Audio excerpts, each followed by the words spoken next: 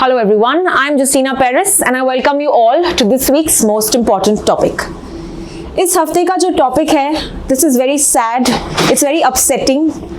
जो इस हफ्ते घटना हुई है इसके बारे में तो आप जानते ही होंगे what is the topic? Yes, it is the Pahalgam terror attack. Let's understand all about this in today's video. तो पहले जानते हैं क्या एग्जैक्टली हुआ है इस पर्टिकुलर इंसिडेंट में. तो यहाँ पे 26 सिविलियंस की जान गई है. Mostly they were tourist. They were killed by a militant attack. And ये जो टेररिस्ट अटैक हुआ था ये कहाँ पे हुआ था? It was in Baisaran valley, जो एक बहुत ही फेमस टूरिज्म स्पॉट है in Kashmir. And if you talk about this incident, ये एक डेडलीस्ट सा इंसिडेंट है since 2017. Now what happened in 2019? 2019 की बात करें, there was the abrogation of Article 370. इसके बाद हम देखते हैं पहला ऐसा सीरियस अटैक हुआ है. Now Article 370 क्या है? Article 370 ऐसे सच स्पेशल पावर्स ग्रांट करती थी किसको? जम्मू एंड कश्मीर को, right? Giving them a greater autonomy to have a separate flag, to have a separate constitution. तो बहुत उनको powers मिले थे as a state. बट ये जो स्पेशल पावर्स है इनको निकाला किया था कौन से ईयर में? 2019 में. So this is that incident that we see after this particular event of abrogation of Article 370. Now who has done this particular event? किसने किया है ये अटैक? The resistant front. ये एक शैडो ग्रुप है, एक बड़े से organisation Lashkar-e-Taiba which is known for terrorism, right? इसका एक प्रॉक्सी आप इसको एक सब्सिडरी कह सकते हो ऑफ दिस ग्रुपिंग. तो इन्होंने ये क्लेम किया है responsibility for this attack. And with regard to the sources that we have understood कि ये जो है ऑर्गेनाइजेशन इसके पीछे है. Now let's understand that this is not the first time जहाँ पे Jammu Kashmir has been targeted. There has been a series of events that we see in the past decade or so. तो अगर हम बात करें which are the major terror attacks that the state has gone through, हम देखते हैं 2000 में मार्च 21, 2000 यहाँ पे माइनॉरिटी सिख कम्युनिटीज को टारगेट किया गया था. Anantnag district 36 people were killed. Again अगस्त में 32 people, अगेन पिलग्रिम्स थे वो. फर्दर यात्रीज वर अगेन टारगेटेड इन जुलाई 2001. तो 2000 में बहुत ऐसे हम अटैक्स देखते हैं. But in the recent years अगर हम बात करें, रिसेंट ईयर्स अगर हम देखें, 2006 में 9 लेबरर्स वर किल्ड. 2017 में again there was an attack on the Amarnath yatra bus जहां पे 8 लोग मर गए थे. एंड द रिसेंट 2019 की अगर हम बात करें, द पुलवामा अटैक में that happened on Valentine's day February 14, 2019. यहाँ पे हम देखते हैं मिलिटेंट्स ने टारगेट किया एक कॉन्वॉय दैट वाज कैरिंग और that was holding Indian security personnels. And इस 2019 के बाद हमने भी रिटेलिएट किया in by air strikes in Pakistan के बालाकोट रीजन में, और हमने टारगेट किया उस टेररिस्ट ग्रुप को जो है जैश-ए-मोहम्मद. और इस 2019 के बाद अभी this has been a great event that we see, a great terror attack which has really moved the country. And this is happened in 2025. Okay, April 22 ये इंसिडेंट हुआ थी, ये घटना हुई थी. एंड हम देखते हैं जहां पे सिविलियंस को टारगेट किया गया था. ऑलराइट, टूरिस्ट को यहाँ पे टारगेट किया था. नाउ लेट्स अंडरस्टैंड ये लोकेशन क्या है where we see the event happened. ये जो घटना हुई थी, we understand it happened in Pahalgam. तो यहाँ पे आप मैप में देख सकते हो पहलगाम बिल्कुल यहाँ है, ठीक है. और पहलगाम में हम देखते हैं it's a very beautiful tourist spot. बहुत लोग यहाँ पे आते हैं. एंड वहाँ पे एक स्पॉट है कॉल्ड एज द वेसरान वैली. ठीक है, this was the exact place जहां पे ये टारगेट हुआ था, और कौन से डिस्ट्रिक्ट में आता है, this was the Anantnag district that we can talk about, Anantnag. And ये जब घटना हुई थी, it was said about 40 tourist were present in that location. Okay, so बहुत लोग यहाँ पे टूरिज्म करने के लिए आते हैं, it's a very scenic spot. So let's understand some characteristics of this location. Exactly इसके बारे में और जानकारी अगर हम देखें, पहलगाम जो है एक हिल स्टेशन है, जैसे मैंने कहा अनंतनाग, मैंने मैप में दिखाया आपको, अनंतनाग डिस्ट्रिक्ट में है, which is in the Kashmir Valley, the southern part of the Kashmir Valley, right in the Union Territory of Jammu Kashmir.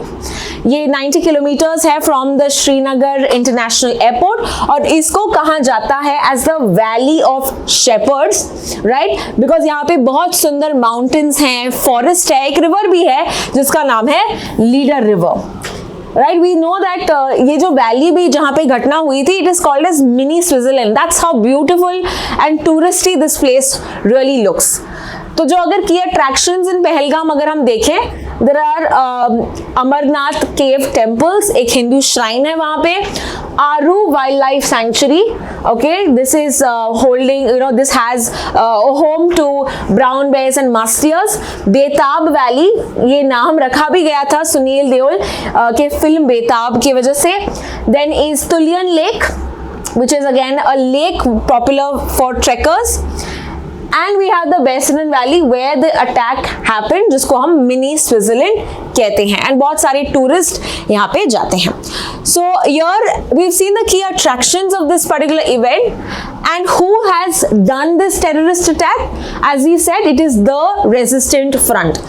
Now यहाँ पे अगर हम देखें the Resistance Front, ये नाम इंग्लिश नाम है which is very different from the other terrorist organizations that we see जो अटैक करते हैं। जैसे कि आप देखते हो कि लश्कर-ए-तैयबा है, we have जैश-ए-मोहम्मद, तो एक धार्मिक नाम पे ये टेररिस्ट एक्टिविटी बन जाती है।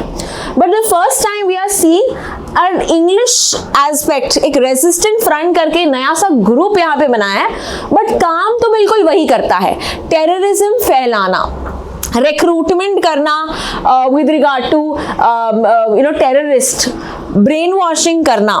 इनफैक्ट ये जो रेजिस्टेंट फ्रंट है, ये ऑनलाइन एंटिटी जैसा स्टार्ट हुआ था एब्रोगेशन ऑफ आर्टिकल 370 के बाद, जैसे मैंने आपको घटना बताई थी। सो इन दैट एस्पेक्ट ये 2019 में स्टार्ट हुआ, 2020 में it became very active, okay, and हम देखते हैं कि they are the ones that are responsible, they are an offshoot या सब्सिडरी कह लो ऑफ द लश्कर-ए-तैयबा का ग्रुप। ये क्विकली इवॉल्व हुआ as an active terror outfit, बहुत सारे मिलिटेंट्स लिए गए थे, स्पेशली फ्रॉम दिस एलईटी वाले जो ग्रुप है, वहीं से वहां पे उनको बहुत सारे टेररिस्ट मिले हैं। तो ये प्रोपेगेंडा फैला रहा है, टेररिस्ट एक्टिविटीज स्मगल कर रहा है, वेपन्स पाकिस्तान से लेके वैली में, ये सब काम में ये एसोसिएटेड है। जनवरी 2023 मिनिस्ट्री ऑफ होम अफेयर्स ने द रेजिस्टेंट फ्रंट को categorized किया as a terrorist organization. So it is considered as a terrorist organization in India, right? Under which law? Under the Unlawful Activities Prevention Act 1967.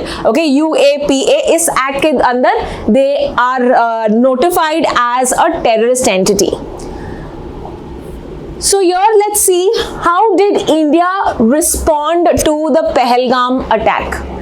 Now ये जो event हुआ, you see that इसकी timing देखो आप, timing इसकी ऐसी है कि we see that हमारे प्राइम मिनिस्टर नरेंद्र मोदी गए थे Saudi Arabia, he had gone for an official visit in Saudi Arabia. At the same time India में कौन आए थे इस टाइम पे? Yes, it was the Vice President of USA, James David Vance, JD Vance आए थे।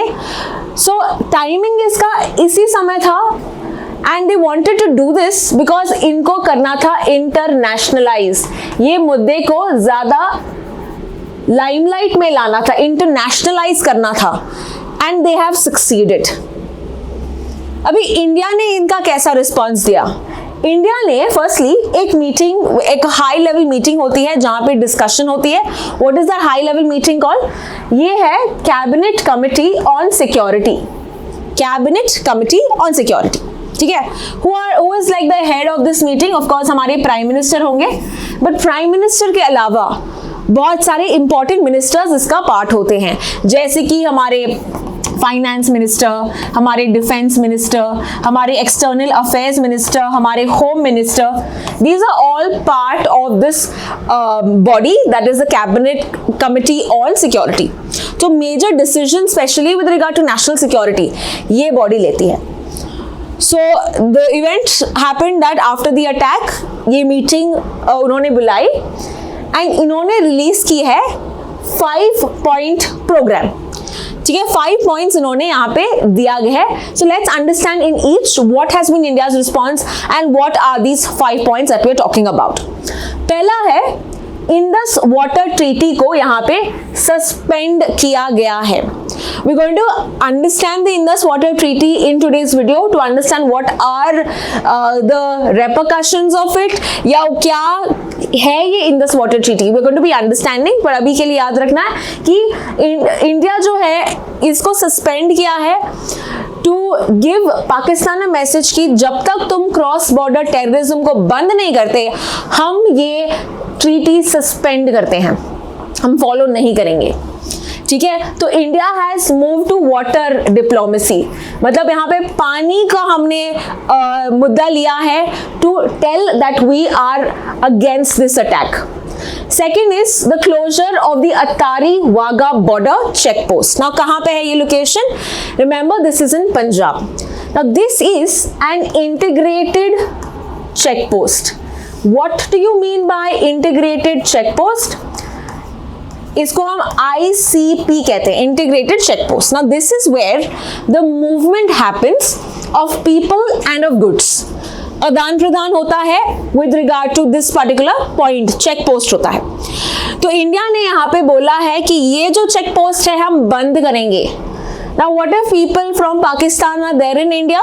इनको कहा गया है कि अगर आपके पास valid documents हैं तो yes you are permitted to return latest by 1st May. यहाँ पे डेडलाइन रखा है 1st May 2025. जो लोग यहाँ पे है तुम वापस चले जाओ by 1st May 2025. इनके अलावा there's another issue here we see cancellation of the SAARC visa exemption scheme. What does this mean? इसके पहले you need to know what is SAARC. तो SAARC जो है इसका फुल फॉर्म है South Asian Association for Regional Cooperation. South Asian Association for Regional Cooperation. ये body जो है ओके 8 मेंबर्स हैं टोटल. कितने members? 8 members. Which are the members? I will give you a trick to remember these members. Okay तो याद रखना MBBS pen, MBBS pen. Okay, now what is the full form of MBBS Spain? We have Maldives. याद रखना ये Maldives है. Maldives, Bangladesh, Bhutan, right? S stands for Sri Lanka. P stands for Pakistan. A stands for Afghanistan, which was the newest member. I stands for India and N stands for Nepal. Right तो ये आपको याद रखना है. इसमें 8 countries हैं. ये organisation बना था 1985 में और इसका जो हेडक्वार्टर है या इसका जो सेक्रेटेरिएट मेन ऑफिस है वो कहाँ पे लोकेटेड है? That is located in Kathmandu. ये लोकेटेड है काठमांडू नेपाल में, ठीक है. So according to this SAARC we have, मतलब ये क्या करते हैं साउथ एशियन वाले जो कंट्रीज हैं साउथ एशिया में जैसे कि इंडिया है, बांग्लादेश है, भूटान है, नेपाल है, ऑल ऑफ दीज कंट्रीज साथ में आ रहे हैं and they are cooperating, you know easy exchange of goods, easy exchange, people to people ties बढ़ा रहे हैं. तो रीजनल हम कोऑपरेशन कर रहे हैं. इस ग्रुप का ये मकसद है. इंडिया पाकिस्तान दोनों इस पार्ट है. Now here you see that इन्होंने इन द ईयर 1992 एक स्कीम निकाली थी which is called as SAARC visa exception scheme. SAARC visa exception scheme. What does this mean? It means कि मान लो मेरे कंट्री में जैसे डिप्लोमैट्स है, जर्नलिस्ट है, बिजनेसमैन है, दे कैन गेट 1 ईयर का वीजा, ठीक है, उनको एक अपने होम कंट्री से 1 ईयर वीजा मिलता है, एक स्टिकर मिलता है ताकि वो ट्रैवल कर पाए दूसरे सार्क कंट्रीज में. So example, if I have as a journalist, if I have like a SAARC exemption visa sticker, I could probably travel to Bangladesh, Maldives, okay, or any other country which is in the SAARC member. So Pakistan में कुछ members India में आए होंगे, businessman आए होंगे, journalist आए होंगे, diplomats आए होंगे, तो उनको भी एक 1 ईयर का एक वीजा एग्जेम्पशन मिलता है. तो अभी इंडिया ने कहा कि हम ये कैंसिल करेंगे. We are cancelling this particular exemption visa for Pakistan specifically. Clear? Next is we are also expulsion हम कर रहे हैं, हम एक्सपेल कर रहे हैं पाकिस्तान के मिलिट्री एडवाइजर्स को. यानी कि अगर हम कहें जो पाकिस्तान के डिफेंस ऑफिसर्स हैं, नेवल ऑफिसर्स हैं, राइट, एयर ऑफिसर्स हैं, इनको सब हम वापस भेज रहे हैं. And it is we are declaring them, I am just raising this, please write this down, that they are declared as persona non grata. What do you mean by persona non grata? इनको जो पाकिस्तान के military advisers है, इनको ये नाम हमने दिया है. What does this mean? ये एक लैटिन वर्ड है, एक लैटिन फ्रेज है जिसका नाम है unwelcome person. Unwelcome person, persona non grata. Now what does this mean in diplomacy? Diplomacy में इसका मतलब है कि वो जो डिप्लोमैट या किसी पर्सन को अगर हम पर्सोना नॉन ग्रेटा बताते हैं, देन दैट पर्सन का stay is prohibited in that country. Okay, जो भी फॉरेन डिप्लोमैट्स या कोई ऑफिसर्स ओके को अगर हमने ये दिया है as a slogan, as a phrase, as persona non grata, अगर हमने उनको नोटिफाई किया as persona non grata, then those foreign diplomats हमारे कंट्री में दे आर नॉट वेलकम, यानी इनका स्टे यहाँ पे प्रोहिबिटेड है, उनको वापस जाना पड़ेगा. तो ये भी जो मिलिट्री एडवाइजर्स जो इंडिया में थे उनको भी वापस जाना पड़ेगा. Again the date is given by 1 May 2025. Clear? So this has been the target here. Now, diplomatic personnel को भी reduce किया. In fact, इंडिया ने भी हमारे जो ऑफिसर्स हैं पाकिस्तान या इस्लामाबाद में, इनको भी वापस बुलाया है, इनको भी कम किया है. तो हमारे जो officers high commission of Islamabad में है, we were 55 in number, इनको रिड्यूस करके 30 किया है. Okay, and this again process happened in 1 May 2025. Now, why is India doing this? Because India बताना चाहता है कि we are not happy with what you are doing. हम बताना चाहते हैं कि हम डाउनग्रेड कर रहे हैं हमारे डिप्लोमेटिक रिलेशंस तुम्हारी कंट्री के साथ. हम बताना चाहते हैं कि हम फ्रीज कर रहे हैं बाइलैटरल डायलॉग पाकिस्तान के साथ. तो ये हम एक स्ट्रॉन्ग मैसेज पाकिस्तान को देना चाहते हैं. क्लियर? तो ये था 5 पॉइंट्स. वापस एक बार रिवाइज करते हैं. We are suspending the Indus water treaty. Secondly, हम वो जो चेक पोस्ट है अतारी वाघा बॉर्डर पे बंद कर रहे हैं. थर्ड, हम यहाँ पे कैंसिल कर रहे हैं सार्क का जो एक्सेप्शन वीजा जिसके कारण पाकिस्तान के ऑफिशियल्स हमारे कंट्री में आते हैं. फोर्थ, हमारे जो पाकिस्तान के जो मिलिट्री एडवाइजर्स हमारे कंट्री में हैं, हम उसको एक्सपेल कर रहे हैं. We are classifying them as persona non grata. And fifth, हम रिड्यूस कर रहे हैं डिप्लोमेटिक पर्सनल्स जो हमारे इस्लामाबाद में हैं, राइट, हमारे ऑफिसर्स जो हाई कमीशन इस्लामाबाद में हैं, we are reducing it in number from 55 to 30. Now, इसमें से very important is the Indus Water Treaty. Let's understand all about it now. Indus Water Treaty की अगर हम बात करें, you will understand this through the help of the diagram. Now, ये जो treaty है, we understand जो Indus Water है, right? If you see, ये दोनों countries में flow होता है. तो जब partition हुई थी, we know that both the countries were in a conflict कि पानी को कैसे डिवाइड करें. लैंड को तो हम डिवाइड कर सकते हैं, right? And can you tell me what is the land, you can say the boundaries और the commission that divided the two countries. कौन से लाइन से हम इनको डिनोट करते हैं? इंडिया और पाकिस्तान के बीच में जो लाइन है उसको क्या कहते हैं? Please comment that in the comment section. Coming to this, land तो हम यहाँ पे डिवाइड कर चुके हैं of course with a lot of conflict, but even rivers को कैसे डिवाइड करें, राइट, वो तो बहती है, नेचर को कैसे डिवाइड कर सके? तो इसके लिए 9 साल लगा, 9 years of confrontation and dialogue से फाइनली कराची में ये डिसाइड हुआ था on the date of September 19th 1960। So एक ट्रीटी साइन हुआ था सितंबर 1960 में, और इस ट्रीटी का नाम है the Indus water treaty. As the name suggest कि इंडस और उसके 5 मेजर ट्रिब्यूटरीज को डिवाइड करता है between India and Pakistan, right. तो यहां पे आप मैप में देख सकते हैं द वेस्ट फ्लोइंग रिवर्स, जिनका नाम है इंडस, झेलम एंड चेनाब। आप इसको शॉर्ट फॉर्म में याद रखो CJI, ठीक है। तो CJI किसके पास होगा? ये 3 रिवर्स होंगे पाकिस्तान के पास, ठीक है, इनके पास वो राइट्स होंगे। Whereas अगर हम Ravi, let me just write it once again, CJI जो है this will be with Pakistan, whereas RBS, okay, I always remember at Reserve Bank of Switzerland, ठीक है, so that's easier for me to remember, and that is with India।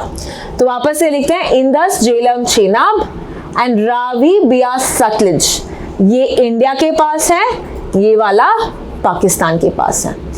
In fact exclusive rights की बात करें, ये 3 reverse हमारे पास exclusive, हम इनके ये कर सकते हैं, but 20% we can also use of Pakistan की रिवर्स, 20% हम इनका यूज कर सकते हैं, जैसे कि हम नेविगेशन के लिए या एग्रीकल्चर के लिए या hydro power projects, run of the river water hydro power generation के लिए भी इनका 20% यूज कर सकते हैं। Clear? Now in this aspect क्या बताया था, ये जो अग्रीमेंट हुआ पाकिस्तान और इंडिया के बीच में, ओके, एक मिडिल मैन जो था, एक ब्रोकर, रेफरी जो था, वो कौन था? That was the world bank. So the world bank was the mediator in the Indus water treaty. Clear? Now in this aspect we understand कि ये जो रिवर्स तो डिवाइड किए थे, बट एक डिस्प्यूट रेजोल्यूशन का एक मैकेनिज्म भी होना चाहिए। फेयर इनफ, तो यहाँ पे उन्होंने दिया है एज परमानेंट इंडस कमीशन। तो परमानेंट इंडस कमीशन का काम क्या था? Permanent Indus commission had the role and the responsibility to meet annually, ताकि वो डिस्कस कर सकते in terms of the meetings with regard to Indus water।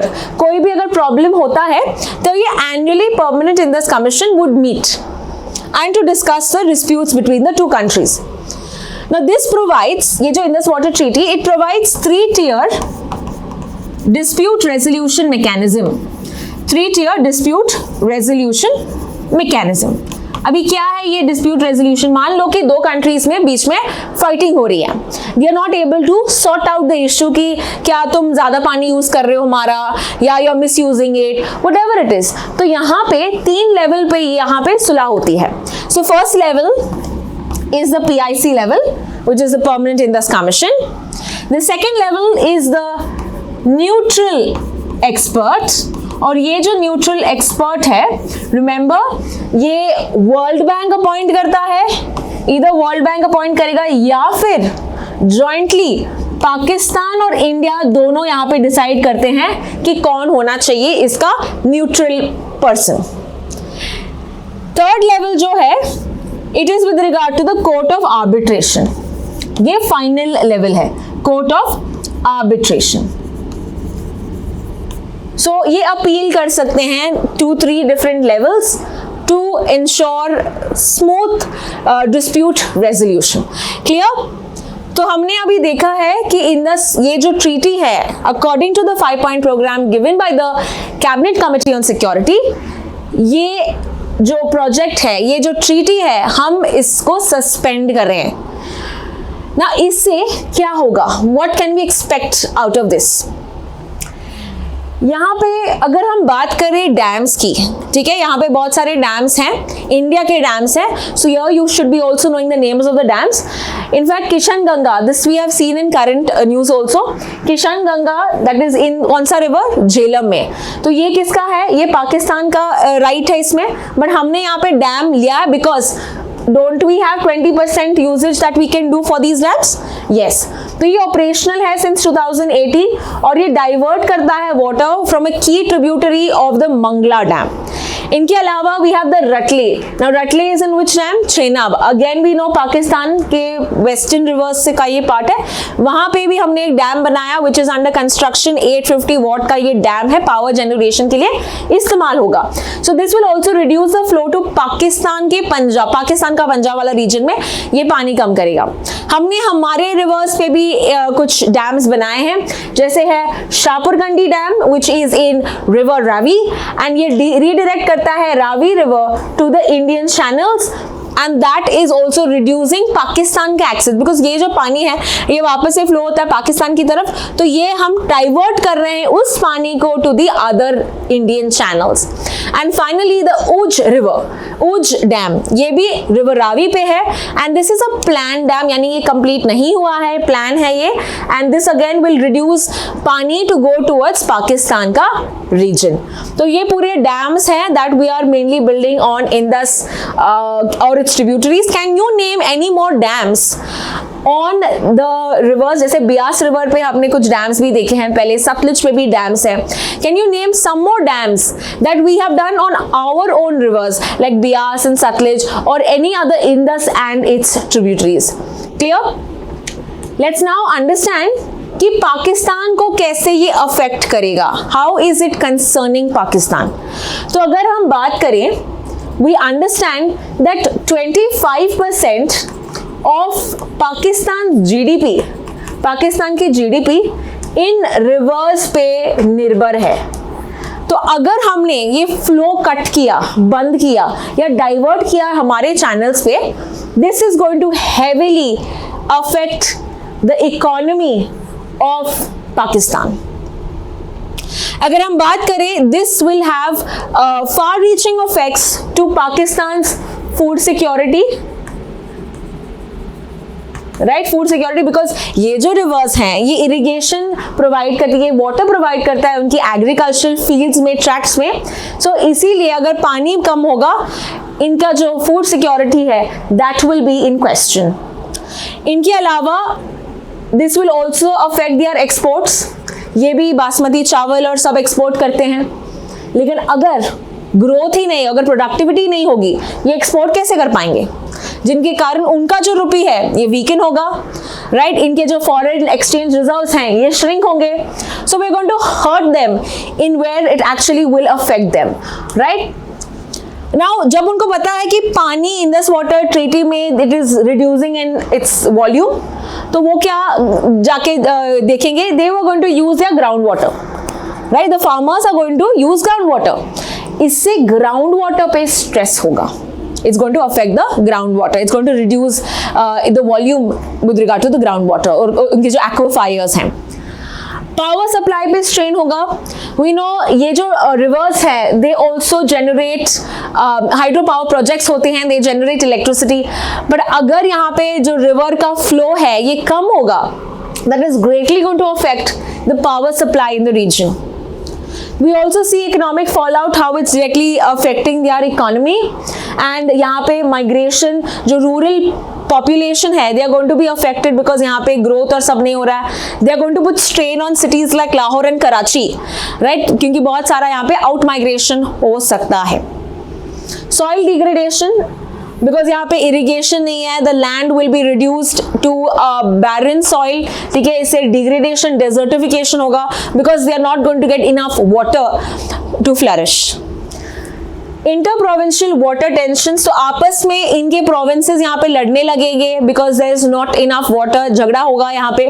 So that is another tension that Pakistan will have. Export के setbacks and crop shift. Now because जैसे we require lot of water intensive crops होते हैं, जैसे कि अगर हम बात करें राइस की, तो ये अभी पानी नहीं आ रहा है, so then they would rather switch to crops like millets. But यहाँ पे भी इनको इंफ्रास्ट्रक्चर सब बनाना पड़ेगा. They should have like knowledge how to manage this. तो यहाँ पे क्रॉस शिफ्ट भी हम देख सकते हैं इन द पाकिस्तान साइड. ना ये तो हमने देखा है कि इमीडिएट इफेक्ट्स ये हो रहा है. Yes, we are doing this and how Indus water treaty will affect them in the coming times. लेकिन हमने एक ऑपरेशन चलाया है जो डायरेक्टली पाकिस्तान को टारगेट कर रहा है, पाकिस्तान की मिलिटेंट ग्रुप्स को टारगेट कर रहा है. What is the name of the operation? Operation Tikka. तो ये एक high level counter terrorist operation है. It involves multiple factors, multiple stakeholders, जैसे कि the Indian army, the central reserve police force, the Jammu Kashmir police, the national investigative agency. तो ये सब यहाँ पे साथ में आके they are targeting the terrorist in the region of Pakistan.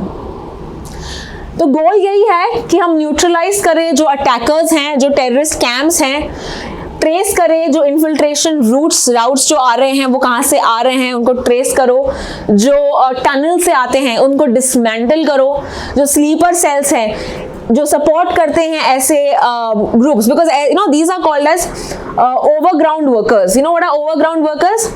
जैसे कि अगर हम क्रिकेट मैच खेलते हैं, you know there are some that are players and the some that are supporting players जो बाहर बैठते हैं, राइट? सो यहाँ पे to get the match going we know that there is always backups and there is always supporting those cricket players, उनको पानी लेके आना या दूसरी उनको मदद करना.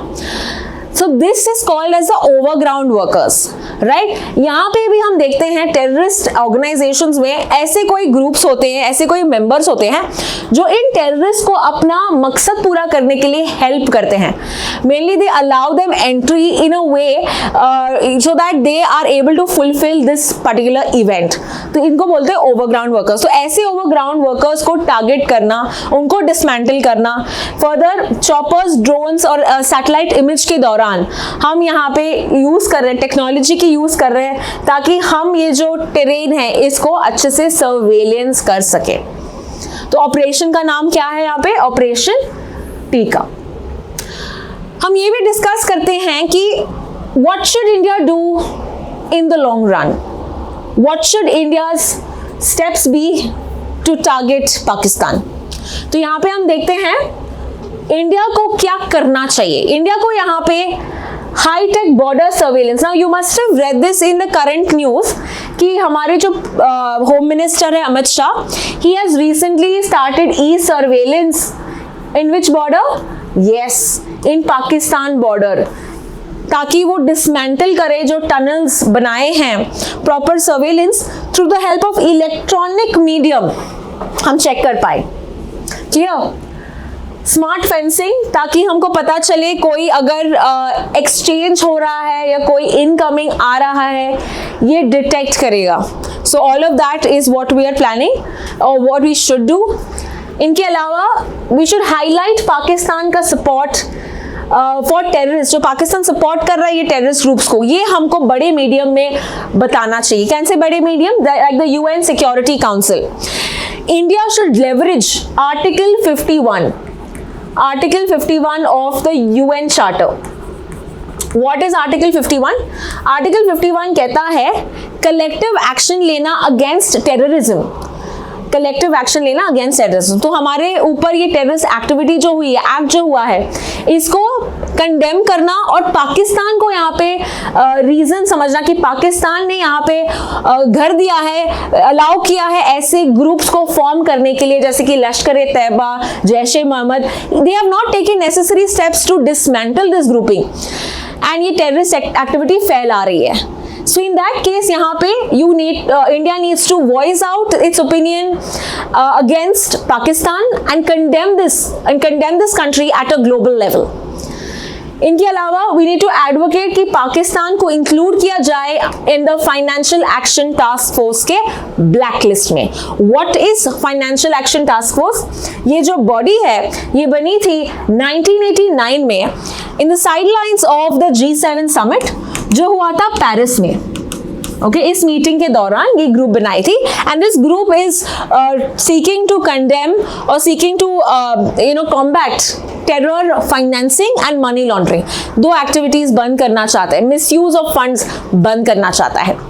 इंडिया इसका मेंबर है एंड ये जो ग्रुप है इट डोनेट्स और it denotes countries into black list and grey list. ठीक है, in fact Pakistan was in the grey list for a very long time, however इनको निकाला गया था from the grey list, but India is saying grey list is basically like a warning, एक warning दे रही है country को कि तुम अपने चीजें सुधारो, अपने पॉलिसी सुधारो, इंश्योर की टेरर फाइनेंसिंग ना हो रही हो इस कंट्री में, टेररिस्ट ग्रुप्स को कम करो या निकाल दो। All of that is basically what is a warning that countries FATF gives to the countries, whereas blacklist is it's like a complete list जहाँ पे तुमको sanctions और सब मिलते हैं अगर कंट्रीज यहाँ पे इन कंट्रीज से साथ ट्रेड नहीं करते, जैसे for example Iran, we have North Korea, even Myanmar for that matter, after the coup that happened in 2021 इसको ब्लैकलिस्ट में लगाया है। तो यहाँ पे पाकिस्तान को यहाँ पे ब्लैकलिस्ट में डालना चाहिए, is what India should advocate for. And the last point which is very very important, to have proactive counter radicalization strategy. Now if you see on Instagram or any social media platforms, यहाँ पे एक different angle लगाया जा रहा है कि that person has they are only targeting Hindus and religion, and इसके कारण हम देख रहे हैं कि हमारी जो इंडियन सोसाइटी है डिवाइड हुई है। They are talking and they are blaming games and they are talking about religion, but यही तो पाकिस्तान चाहती है, यही तो ये टेररिस्ट ग्रुप चाहते हैं कि हम डिवाइड हो, राइट? जैसे colonial rule में there was an aspect of divide and rule policy, which we used to think यार how come people didn't know that they are dividing us, right? अगर आप हिस्ट्री अभी पढ़ते हो, you always feel that क्या उन लोगों को तभी समझा नहीं कि ब्रिटिशर्स हमको डिवाइड करना चाहते हैं? So same thing that we see today. Pakistan and these terrorist groups want to divide us, and ये स्पेसिफिकली ये टारगेट करना चाहती हैं ऐसे ताकि हम आपस में लड़े कि देखो because we are from the XYZ religion, because we are from this religion we are being targeted, और इन द केस कि ये जो रिलीजन है यही क्राइम करता है। तो यहाँ पे हमको अवेयरनेस लेके आना चाहिए, हमको more than ever we need to show unity. So if you are seeing these comments, you need to stop them, you need to ensure that this is what Pakistan wants, and we need to change and tell Pakistan and give them a strong message that no, whatever it is, you can't break us. So this was all with regard to today's daily most important topic. We discussed about the Pahalgam terror attack. If you have any further questions, use the comment section to ask. Thank you so much for watching.